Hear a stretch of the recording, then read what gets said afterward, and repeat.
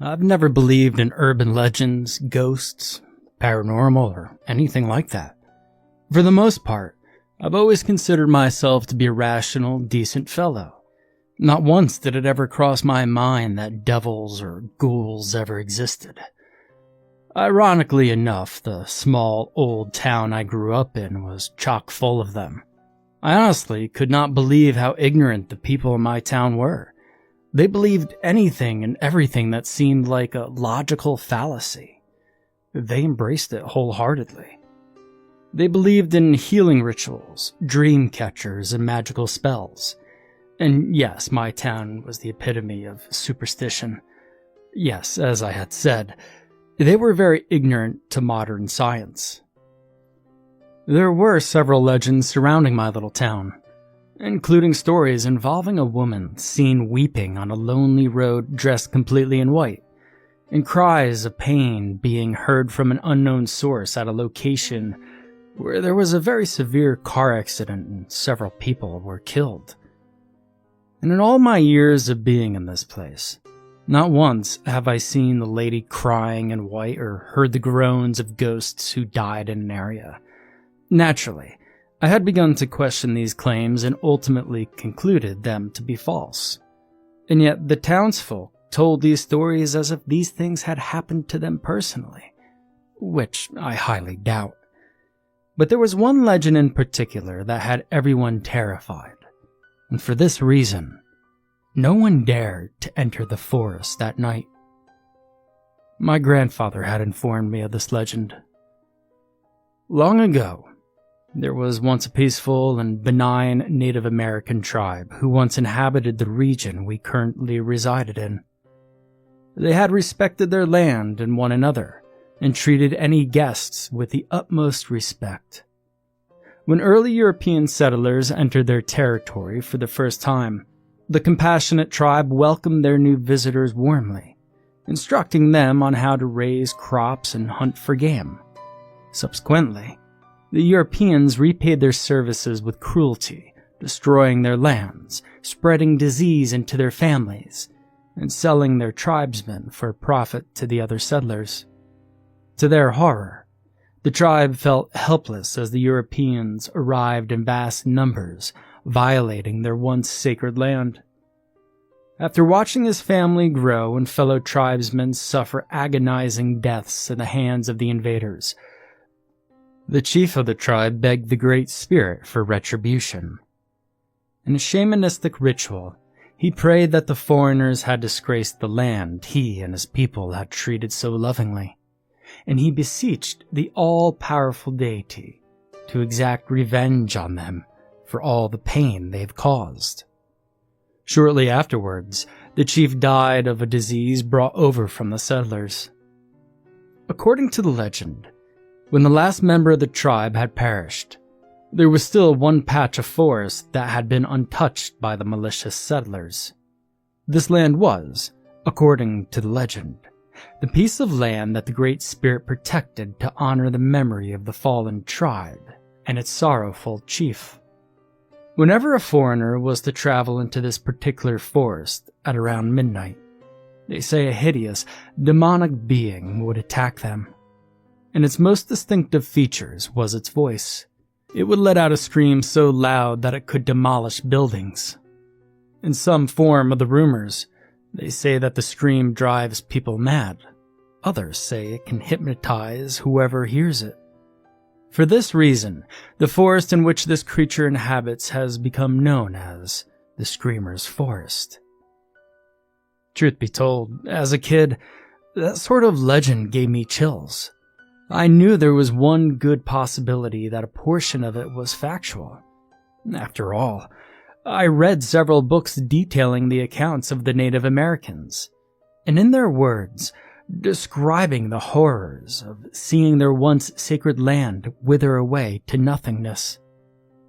And although I felt pity on the tribe, I don't think that there was a demonic spirit protecting their land, as the legend claimed.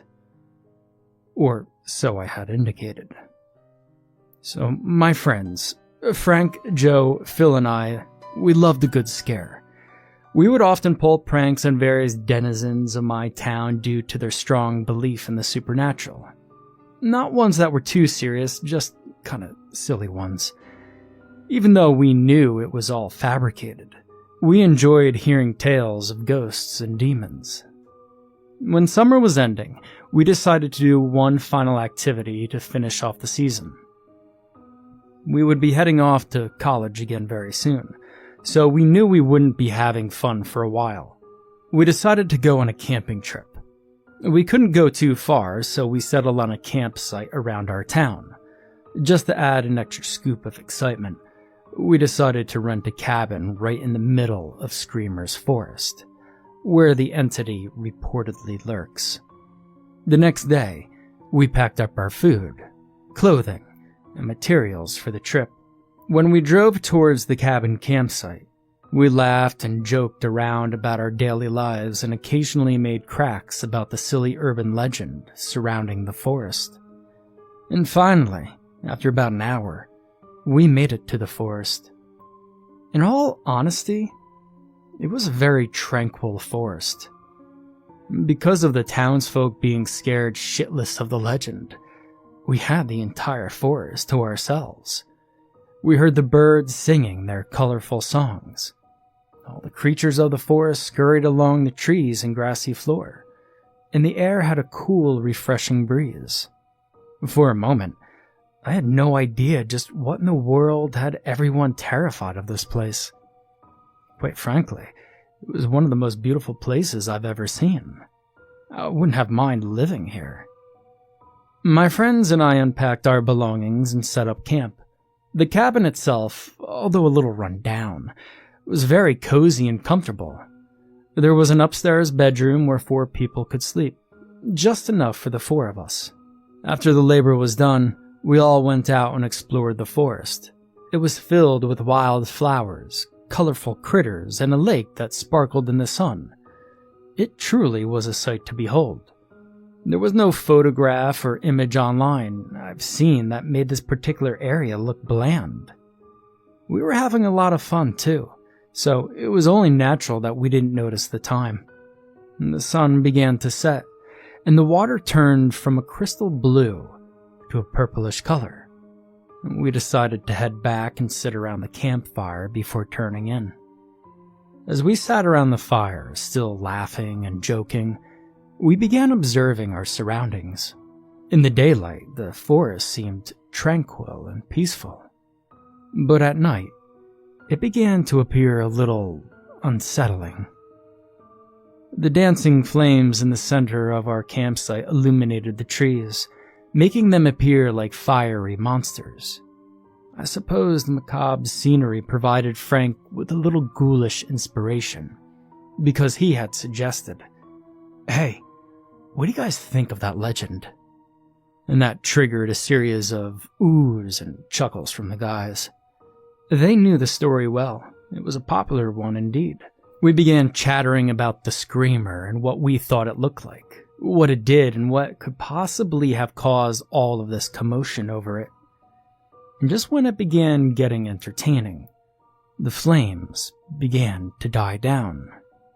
We all groaned because we liked the conversation. We were in the perfect environment for it. Ah, fuck. Right when it was getting good, moaned Frank, rolling his eyes and sighing heavily. "Yeah," added Phil, picking up a stick on the ground and throwing it at the flames, as if that were going to bring it back. This sort of shit happens all the time when things get good. "Yeah, settle down, guys," I said, standing up, pulling my hoodie over my shoulders and reaching for the flashlight we had packed for the trip. "I'll go get some." My friends all nodded their heads and exchanged words of agreement as I wandered my way into the dismal, lonely forest. Truthfully, I don't know just what the hell possessed me to go and get some firewood in the dead of night. Perhaps it was due to the fact that I still feared the legend of the Screamer, and I sort of wanted to prove myself that it wasn't real. Of course, that wouldn't be a hard thing to do because I didn't believe in any of that sort of rubbish. But that fear was still there, you know? That fear in which you think, It's okay, I've got this under control. But then you realize you're just trying to convince yourself that everything is going your way. In reality, you have no idea what the hell will happen, and you're scared stiff. I slowly marched my way deeper and deeper into the forest, looking for sticks and twigs to toss into the fire. I bent down to snatch up a few from the grassy, muddy floor. And that's when I heard it. That sound, that groaning. When I was picking up the shrubs and sticks, I heard something like a groan. Not a menacing groan, more like a groan that sounded as if it were in pain. A wail someone would make if they were recovering from a stomachache or a broken bone. And I suddenly stood up straight, and for some reason, I instinctively shut off my flashlight. I suppose it was because I didn't want whatever was making that eerie groaning noise to detect me. The groaning continued for a moment. It sounded distant, but still loud enough to be heard. My eyes slowly scanned the forest from left to right, trying to see if my eyes could catch some sort of movement in the darkness. And it was there that I decided I'd have no choice but to turn on my flashlight. I just had to see whatever the hell was making those sound effects. I slowly lifted up the flashlight and flicked it back on. I carefully shined it on every nook and cranny of the woods, trying to uncover the source of those haunting moans. At first, I saw nothing but shrubs, bushes, and grass. When suddenly, I caught a glimpse of a tall, lanky figure in the shadows. I redirected my light towards the spot where I'd seen it standing. And indeed, I had seen correctly. At first, I didn't know what I was looking at. If I could describe it, it appeared to be very tall, a thin being with pitch black skin. On its head, I would visualize something that appeared to be long, snake-like hair. Fingers were long and branch-like, with long claws at the end of them. The most disturbing detail of this being, however, would have to be its eyes. Its eyes were glowing a fire engine reddish color, appearing vile, evil, and menacing. Its face lacked a nose and a mouth, or at least it seemed to be. Its head seemed to have been twisted in an impossible manner, as if something had tried to snap its neck or something. What was this thing? Was it even human? Was it some unknown species of animal, an alien? Was it someone playing a joke? I simply kept my flashlight anchored on the being, just watching as it stood there blending in with the darkness of the forest. And I then saw it take a very subtle step towards me. I felt myself flinch when it did that because by now I had begun getting uneasy. And then I heard that pained groan again. And that's when I realized that the groaning was coming from this thing. The monster groaned again, this time more prominently than it initially had. I shined my light on its face, trying to get a better glimpse of it. When I did it, I saw its long, lanky arm slowly reaching up to its head. It moved its arm slowly and agonizingly, as if it didn't want to make any sudden moves. It then grabbed its face and gruesomely turned its head to the correct position. I heard the bones in its neck cracking and snapping as it shifted its neck and head. The monster then slowly stood up straight, its eyes now completely focused on mine. For what seemed like an eternity, the being and I just stared at each other. My light still shining on its face, it just stood there, panting slightly and peering into my soul. I remember my eyes shifting from left to right, not knowing what to do at this point. Then, something both odd and frightening occurred. The monster seemed to lean forward a little. Just a little. And right when it did that, A powerful wind gust, practically hurricane force, began whipping me from behind, almost knocking me off of my feet.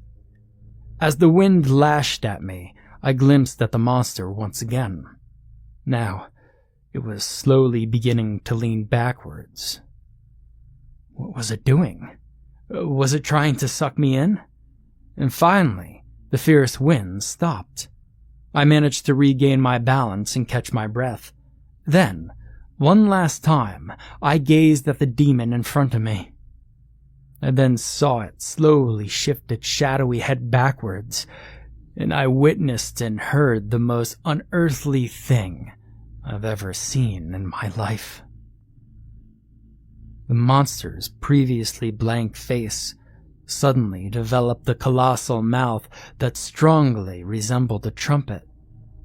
It had razor-sharp yellow teeth and a long, slithering tongue. It was hideous. And what was even worse is the sound that came out. Never will I ever hear something as demonic, frightening, or painful as that scream it made. When it opened its mouth, another volatile and vicious wind blasted me. This time, it was even more powerful than before. The trees rattled violently, the dirt off the ground began spraying all over me, and I could have sworn I even felt the earth shaking beneath my sneakers. Could all of this be happening because of the monster's voice? And then came that horrible noise. That noise would be with me until the day I died. Its scream started out resembling a siren, a high-pitched wail of sorts that became louder with every passing second. Then it slowly shifted lower in tone to a more human-like sort of screaming. A man's scream. Finally, the screaming reached its critical point. This time, the scream sounded like a combination of all three sounds. The wailing, the human-like screaming, and now it resembled an extremely loud groaning. A devilish groaning. The groaning sounded similar to a cruise ship's horn and a clap of thunder. And when it did reach that point, I felt myself collapse to my knees and I shut my eyes. I clamped my hands over my ears, trying to barricade that dreadful ear-shattering noise that was vomiting out of that vile creature's mouth. That sound was unbearable. Excruciatingly painful. If I could try my best to compare it to something, I'd say it felt like 2 needles being forcefully shoved into my ear canals. I couldn't stand that fucking noise. If I sat there listening to it any longer, I would have surely gone mad. It's almost as if the noise itself wanted me dead. In the midst of all the pain and intensity, I opened my eyes slightly. I witnessed the creature still standing there, screaming and causing the entire forest to quake violently. And in the middle of all the insanity, I noticed that I had dropped my flashlight. With my ears still covered, I looked down and saw it on the ground. The gust of wind from the screaming was so powerful that I actually observed it rocking back and forth on its side. And suddenly, the glass shield in front of the light bulb shattered into 1,000,000 pieces. The decibel level of the screaming must have been off the charts. And that's when I realized I needed to get out of there. If I stood here another minute, my ears would explode without a doubt. I slowly got to my feet. The screaming of the demon even made it difficult to walk, and I limped my way in the opposite direction of the beast. I slowly turned around to get one more look at it, and I couldn't believe that this entity had such powerful lungs. What was it?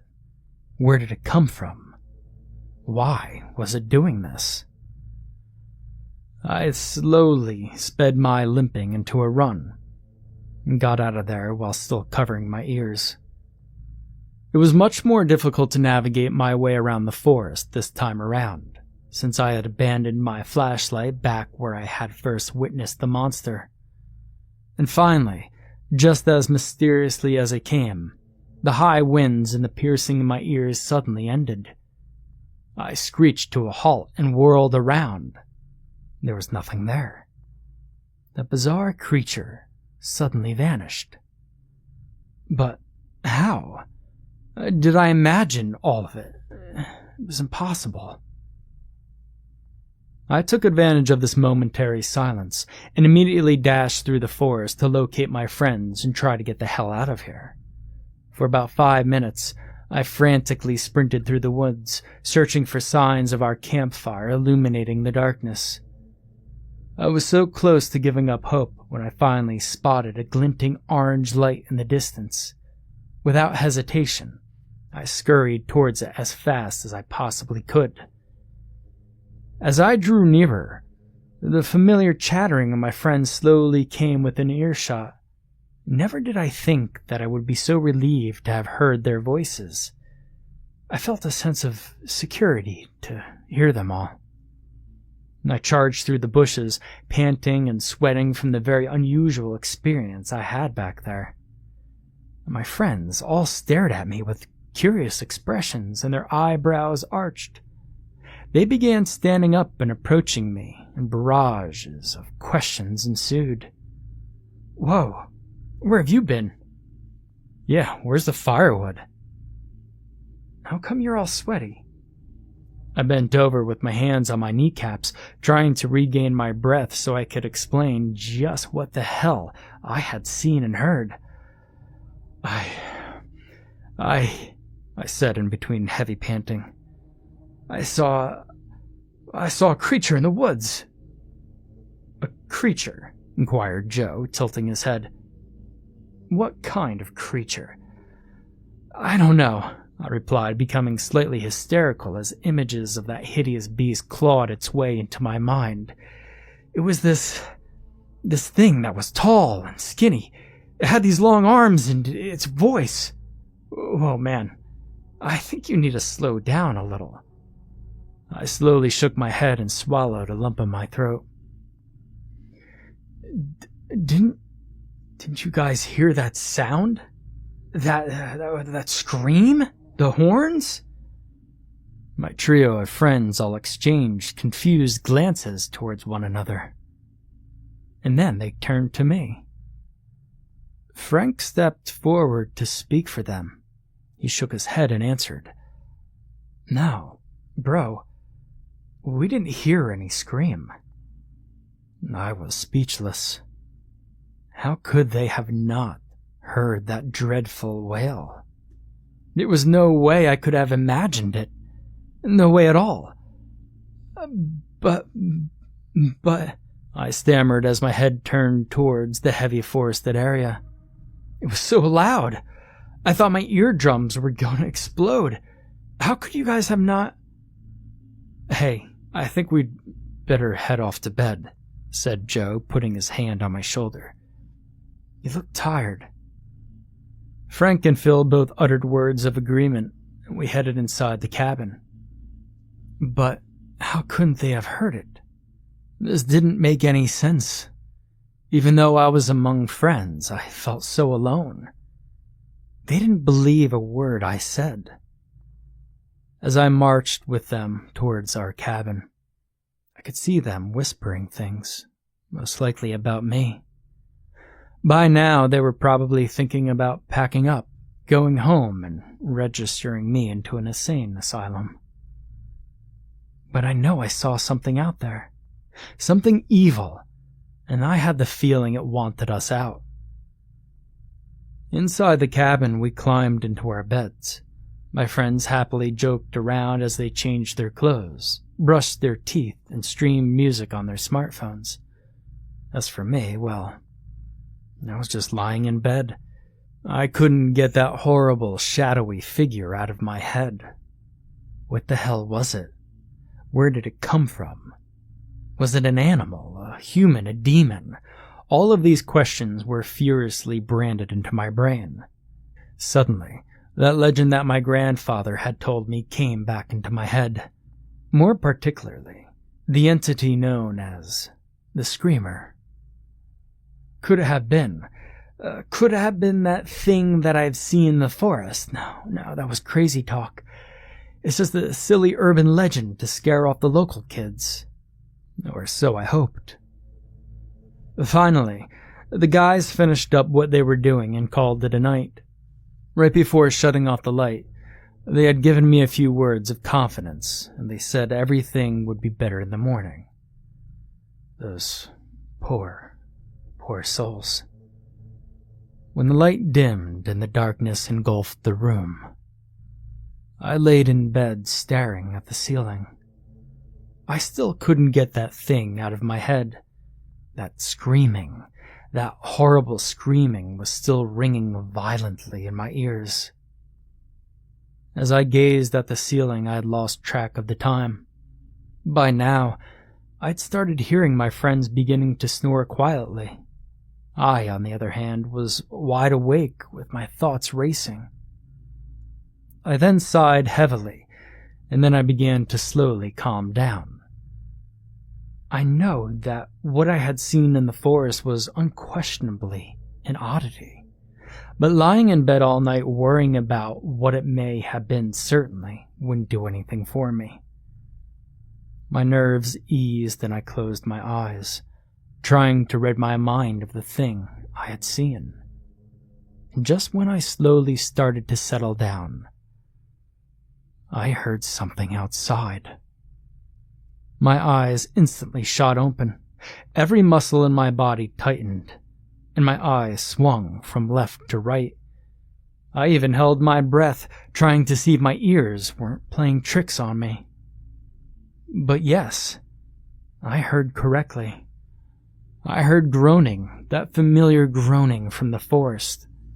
I felt a knot in my stomach, and a chill slithered down my spine. I felt my face twist in horror as I heard the groaning approaching our cabin. I heard whatever was coming, their feet scraping along the dusty grass ground. Hesitantly, I slowly creaked my head towards the window. But then, I suddenly changed my mind and turned my head in the other direction and shut my eyes tightly. I felt sweat beginning to trickle down my forehead. My breathing suddenly increased in speed and intensified. I quietly began mouthing a prayer. I wanted whatever was out there to go away. I then heard a thud, like something was hitting itself against the cabin's wooden walls outside. At least, that's what I initially interpreted it as it being. And then I heard it again, and once more. Gathering any courage I had, my eyes slowly swung over to the window once again. I heard one more thud before seeing something I wish I hadn't. I saw a large, clawed hand appear on the window.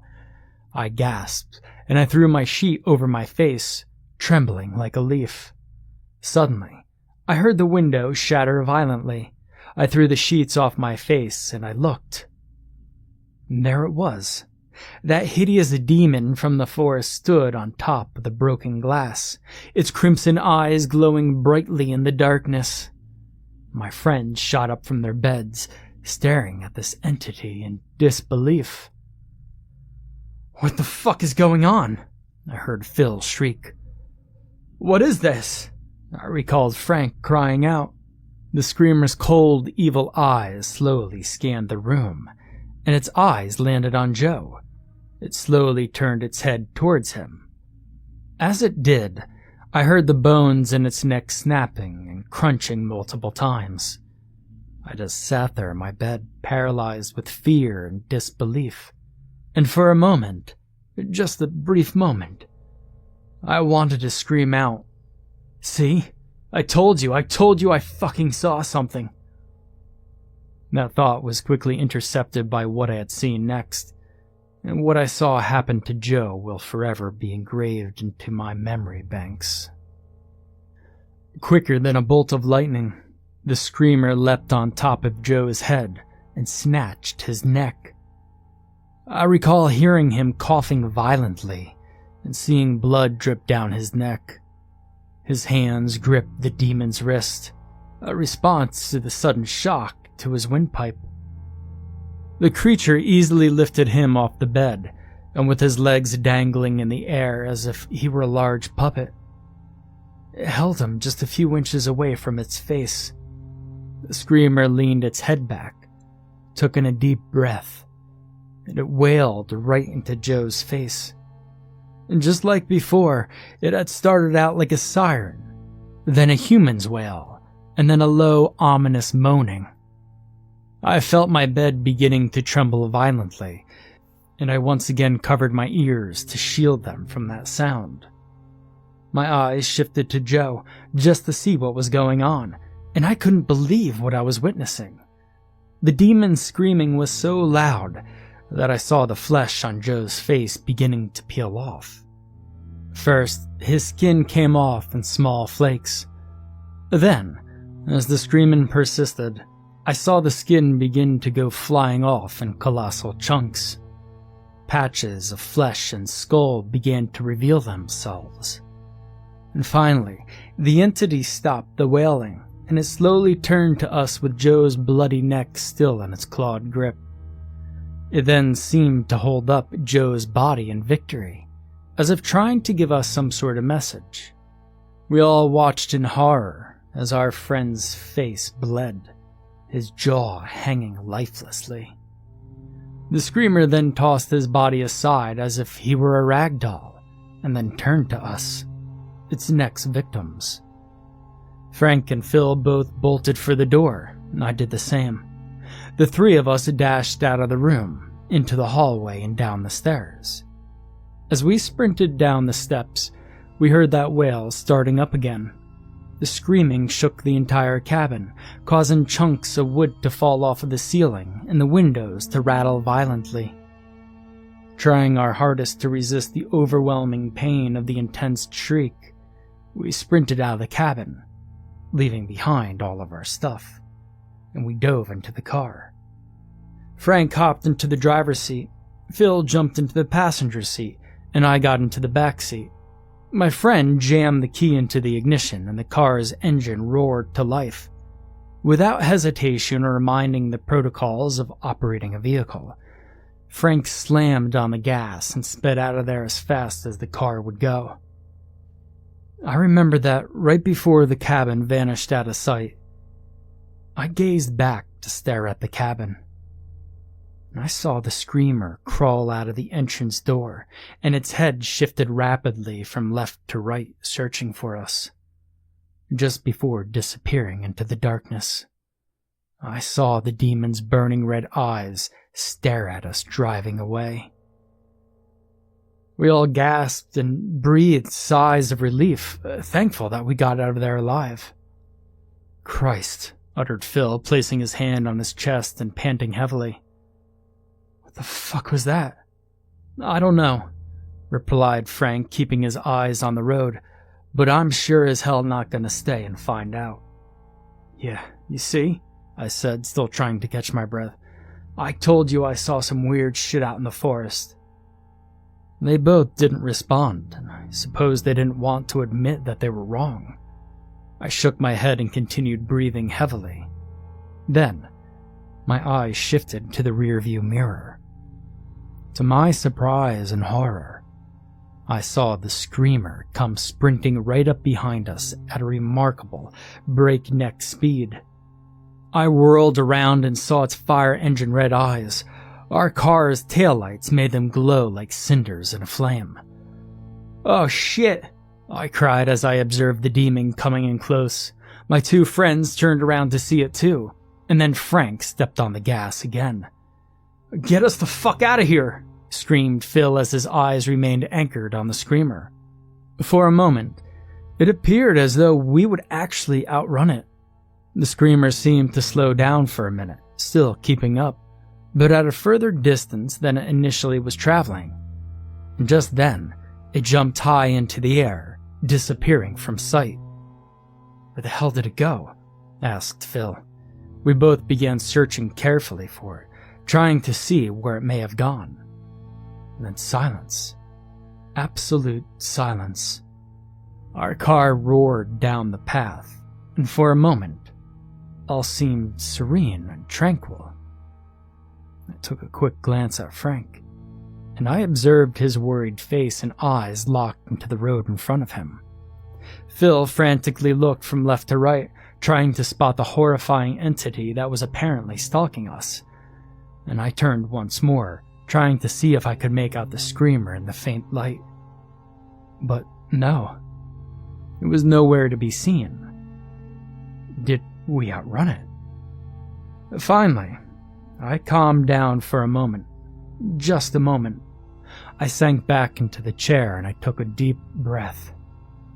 Phil finally settled down into his seat, but I could still sense the fear within my friends. And we sat there speechless. Probably because we were all too terrified to speak of what we had just saw. But then, the worst came. The screamer suddenly landed on top of the hood of our car. The vehicle bounced wildly a single time, and the demon's eyes were glowing that blood-red shade. An explosion of cries and profanity escaped our lips as the monster peered at us inside. It then raised its long, slim arm, and its hand burst through the windshield. And it seized Frank's face. I could hear Frank's horrified, muffled screams as the creature's clawed fingers dug into his cheekbones. As the car began swerving violently left to right as the monster impeded Frank's vision, I could see my friend grab the screamer's wrist and try to desperately rip away the hand on its face. But as hard as he tried, the being was far too powerful for him. Finally, the screamer tore his hand away from Frank's face, only to leave a patch of fleshy blood-stained skull and an eyeball dangling from a piece of flesh in its place. The creature roared that demonic growl for a second, and then it leapt off of our hood and into a place that I couldn't see, most likely the trees. The car made another violent swerve towards the left, and it crashed right into a trunk of a huge tree. Shards of glass went flying everywhere, and the body of the car shook violently. "Oh shit," I groaned as I tore at the handle of the door to be let out. "We gotta get the fuck out of here, man," I heard Phil yell madly. We both opened our doors and went sprinting out of the car and went separate directions. At this point, it was every man for himself. I darted straight into the dark forest, knowing full well that the risks that came with being in there.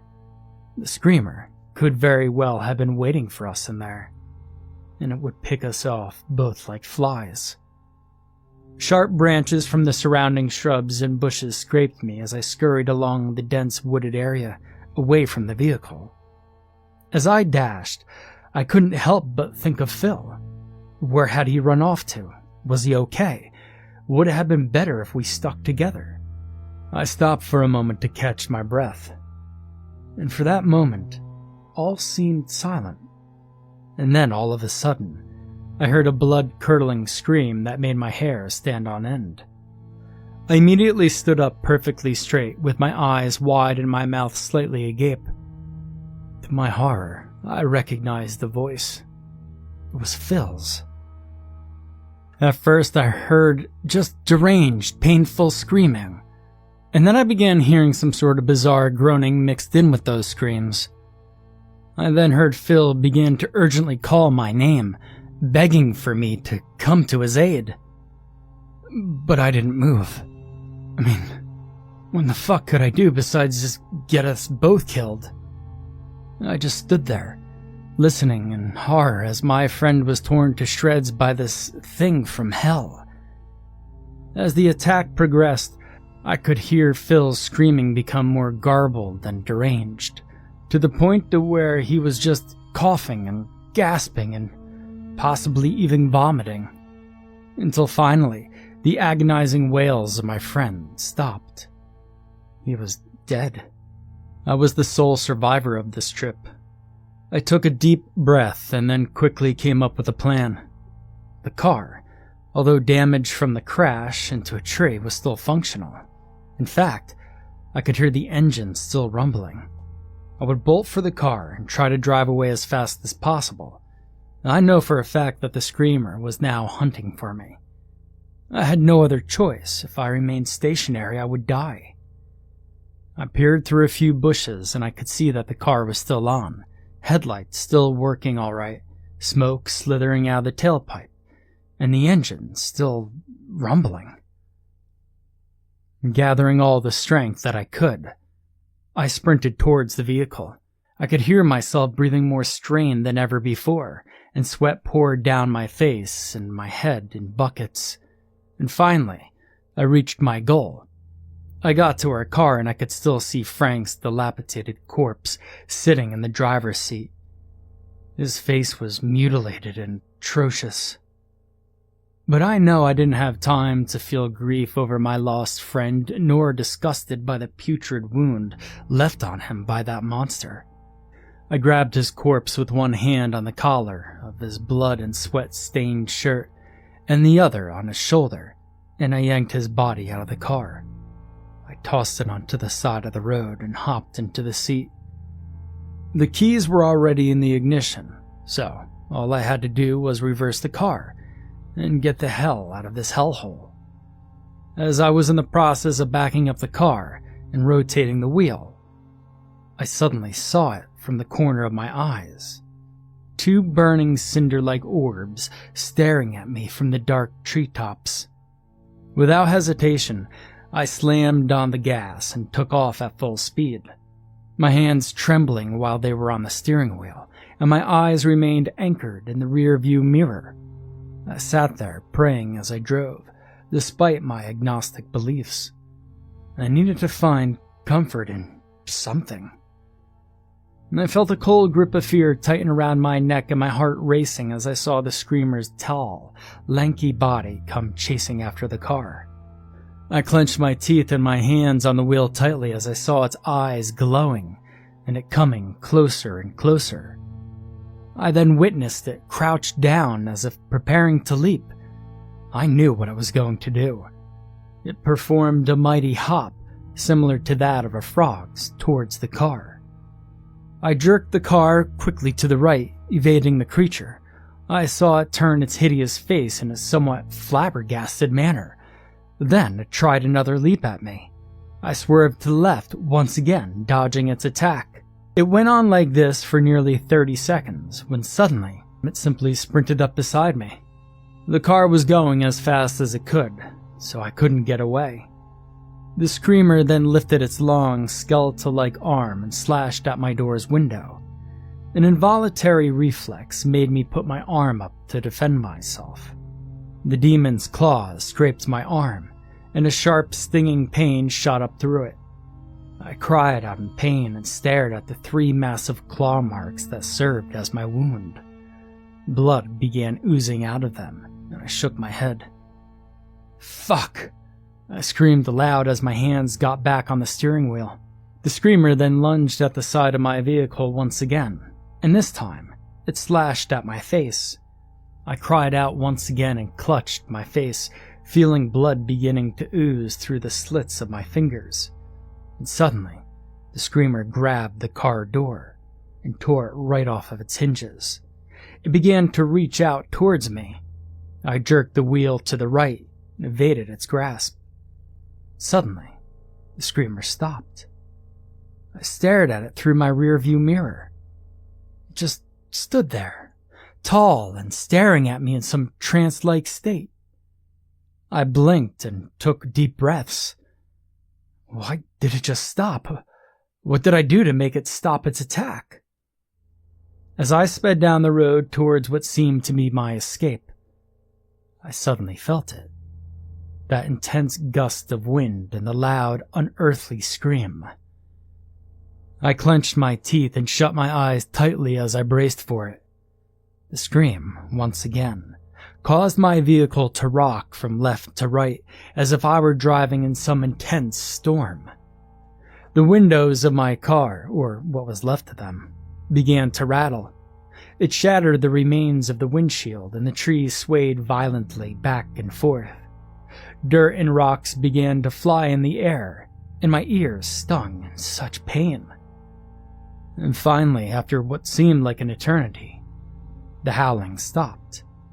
I took a deep breath and peered at my now cracked rear view mirror.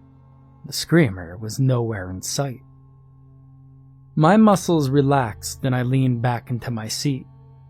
I drove home as quickly as possible to get away from this place.